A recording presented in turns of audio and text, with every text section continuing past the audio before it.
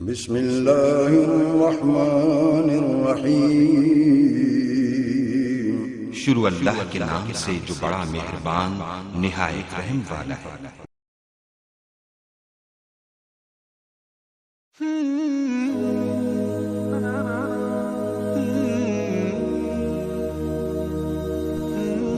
اعوذ باللہ من الشیطان الرجیم، بسم اللہ الرحمن الرحیم۔ قابل قدر حضرات، آج کا یہ پیغام، آج کا یہ میسج بالخصوص حاجی نمبردار ممتاز خان مرحوم مغفور، جو ایک مذہبی شخصیت اور نیک انسان تھے۔ حاجی ممتاز خان صاحب نے ماشاءاللہ دین اور مساجد کی بہت بڑی خدمت کی اور دیندار لوگوں کی بڑی خدمت کرنے والے انسان تھے۔ اب جو حاجی ممتاز خان فاؤنڈیشن، بالخصوص ان کے بیٹے راجہ ابرار خان اور ان کے رشتہ دار، عزیز و اقارب، جتنے لوگ ان کے ساتھ تعاون کر رہے ہیں،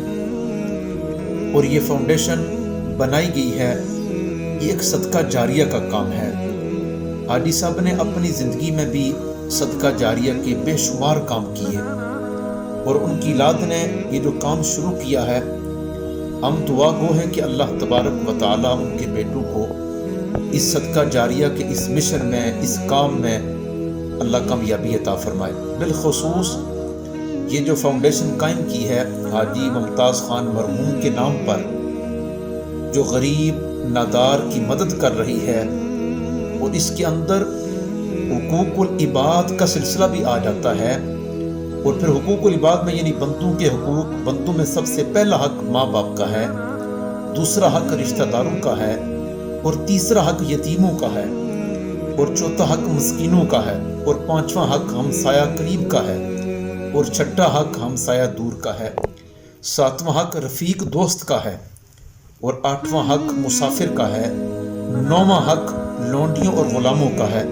یعنی مسلمان کے مال میں ان سب لوگوں کا حق ہے، ان سب سے حسن سلوک کا حکم دیا گیا ہے۔ میں ایک دو احادیث سے مبارکہ بھی آپ کے سامنے رکھتا ہوں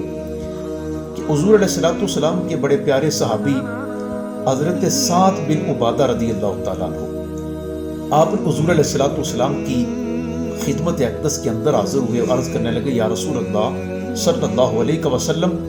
میری والدہ کا اچانک انتقال ہو گیا ہے،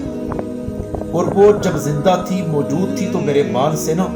وہ صدقہ و خیرات کیا کرتی تھی، یتیموں کا خیال رکھا کرتی تھی، اچھا صلہ رحمی کیا کرتی تھی،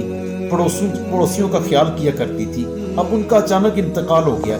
تو حضرت سعد عرض کرنے لگے، یا رسول اللہ، اگر میں ان کی طرف سے صدقہ و خیرات کیا کروں، کوئی کنواں کھدوا دوں یا کوئی پانی کا کام کر دوں، یا اس طرح کے جتنے بھی لوازمات ہیں، اگر ان پر میں کام کروں تو کیا آیا میری والدہ کو ثواب پہنچے گا؟ تو نبی پاک صلی اللہ علیہ وآلہ وسلم نے حکم ارشاد فرمایا کہ اے سعد،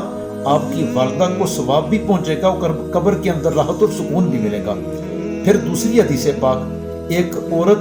نبی علیہ السلام کی خدمت اقدس میں حاضر ہوئی، وہ عرض کرنے لگی، یا رسول اللہ، میری والدہ کا اچانک انتقال ہو گیا، تو کیا آیا اگر میں ان کی طرف سے صدقہ و خیرات کروں، اگر میں یتیموں کے سر پہ ہاتھ رکھوں، ان کو میں روپیہ پیسہ دوں یا ان کی خدمت کروں، اسی طرح مدارس، مساجد اور پانی کا، کنووں کا اگر کام کروں، تو کیا میری والدہ کو ثواب پہنچے گا؟ تو نبی علیہ السلام نے کہا، ہاں ضرور ثواب پہنچے گا۔ تو میں یہ عرض کرنا چاہتا ہوں کہ صدقہ جاریہ کا جس طرح حاجی ممتاز خان مرحوم مغفور نے کام کیا،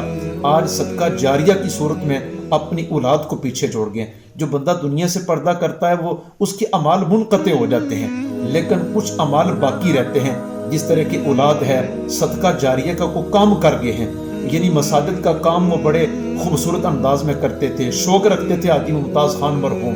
آج ان کے بیٹے بھی یہ شوق رکھتے ہیں کہ ہم مساجد کا کام کریں، غریب پروروں کا کام کریں، غریب نادار، یتیم، بیوہ، ان کا کام بھی ہم کریں۔ تو ان کے بیٹے کام کر رہے ہیں۔ ہماری دلی دعا ہے کہ حاجی ممتاز خان مرحوم کی اللہ بے پناہ مغفرت فرمائے، اور ان کے بیٹوں کو صدقہ جاریہ پر اور ہمسایوں پر، یتیموں پر، غریبوں پر کام کرنے کی اللہ توفیق رفیق عطا فرمائے۔ وما توفیقی الا باللہ۔